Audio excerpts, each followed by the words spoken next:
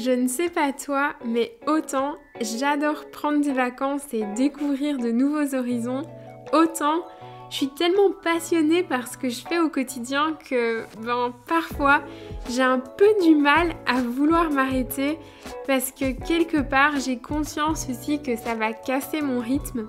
Mais en même temps, à chaque fois que je casse ce rythme, je me rends vraiment compte des bienfaits que ça a de prendre du recul.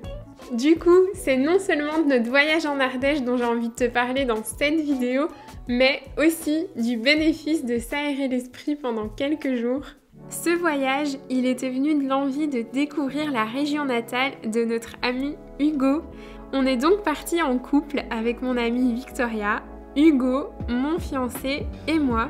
Et vu qu'on faisait le chemin en voiture, on s'est dit que c'était une trop bonne idée de faire un premier stop à Lyon, étant donné que c'était sur la route. Donc vers 13h, on s'est arrêté au Bouchon des Filles où on a dégusté un vrai festin.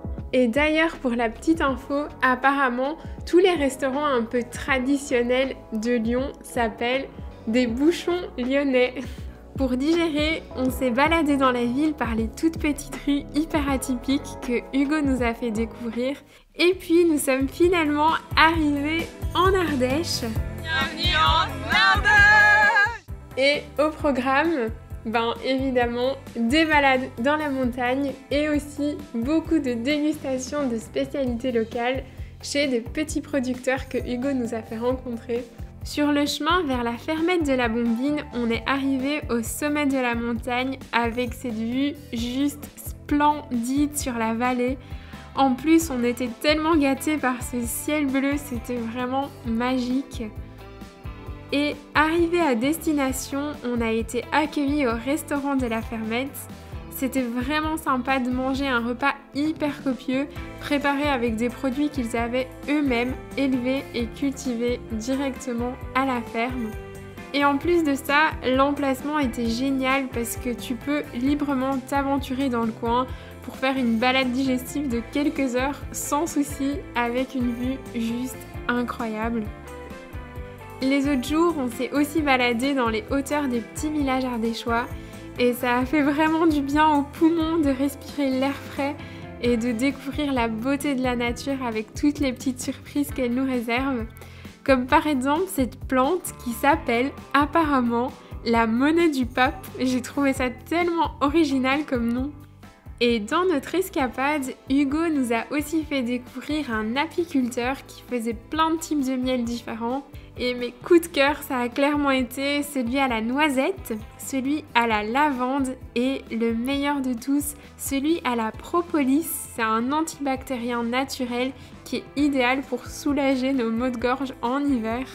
En somme, c'était un petit séjour en bonne compagnie à partager des moments de découverte, des bons repas, des balades et aussi un peu de repos entre les activités.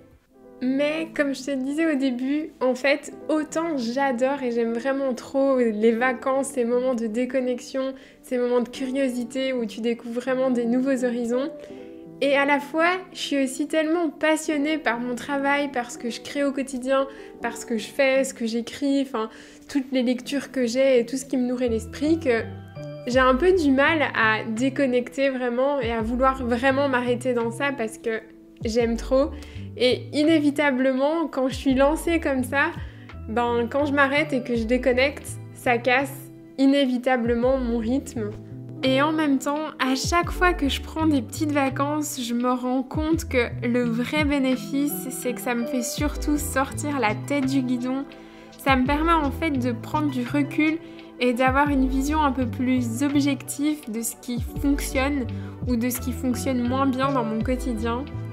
Et en fait, je réalise que après chaque voyage, mais vraiment chaque voyage, dès que je rentre, ça m'a tellement fait voir les choses sous un autre angle et ma vie d'une autre perspective que à chaque fois que je rentre, je change quelque chose dans mon quotidien ou dans ma manière de travailler, dans mon processus créatif. Et ici, en l'occurrence, ce voyage m'a fait cogiter sur 3 pistes que je pourrais explorer. Première chose, c'est le fait que ce n'est pas durable pour moi de créer chaque vidéo la même semaine où je la publie. L'idéal du coup, ce serait d'avoir une, je dirais, voire 2 vidéos en réserve pour les semaines comme celle-ci où par exemple je pars en voyage ou juste j'ai pas trop le temps en fait. Et le fait d'avoir des vidéos de réserve, ça me permettrait de moins me mettre la pression et de moins d'être dans le rush pour créer parce que j'ai pas trop le temps de créer. Un autre truc, c'est que le fait d'être régulière, je me rends compte que c'est en fait plus important pour moi que de chercher la perfection dans ce que je crée. Des fois, je vais avoir des semaines où je vais sans doute, je l'espère, créer des trucs géniaux.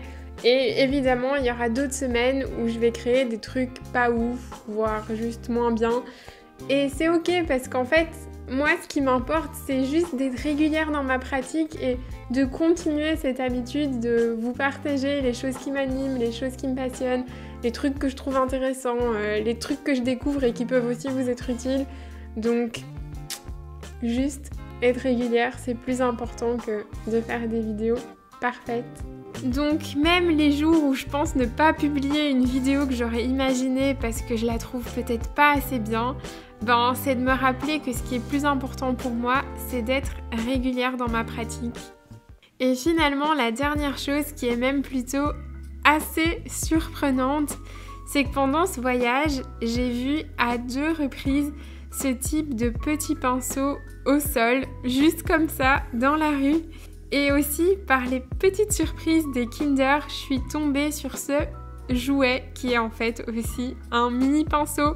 C'est dingue! Ça fait du coup 3 coïncidences en 3 jours. Et je t'avoue que pour le coup, moi c'est le genre de truc où j'y vois comme un signe, ou en tout cas une invitation à explorer. Ici en l'occurrence, davantage le dessin et la peinture dans mon processus de création. Donc je ne sais pas ce que ça va donner, mais on va découvrir ça par la suite et évidemment, je vous le partagerai. Voilà les amis, on arrive au bout de cette vidéo. J'espère que ça vous aura plu. N'hésitez pas à liker, à commenter pour me partager vos réflexions, votre feedback, vos idées. Je vous lis toujours avec grand plaisir. Et on se retrouve aussi dimanche prochain à 18h pour une nouvelle vidéo.